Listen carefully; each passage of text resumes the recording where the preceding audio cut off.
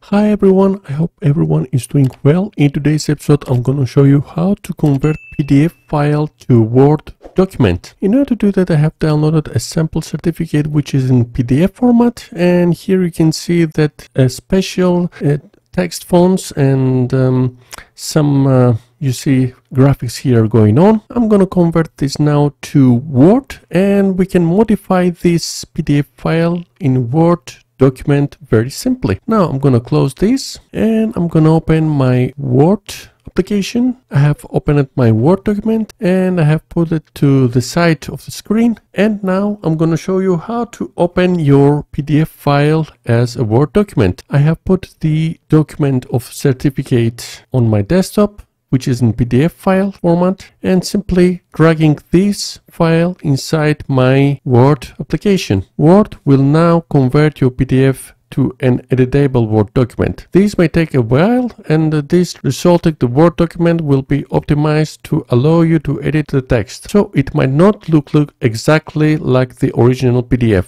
especially if it's original file and contained lots of graphics. As I said, it will not look the same. Maybe the text will be a little bit different, but don't worry, you can specify and modify it as the way that you want. Simply pressing OK, waiting to open, and as you can see, we have opened the PDF certificate document as a Word document, which we can edit now the text. But as you can see, the original file, the name was a little bit different. Here it's looked like a little bit different, but don't worry, you can now edit it as the one that you want. You can edit this year. Yes, we can edit it as that. You can put this name, you can alter it a little bit. I will put my channel's name, Code Active. I'll put it like this, and simply you can now save it as a PDF file. Once again, I'm coming to my file section and I will say save as. I will save it to my desktop and I will change the name, alter it, clicking save. It's PDF format. Sorry, I have to do also as PDF. Save it, and voila, our file is altered. The year has changed, the name here has changed, and we have the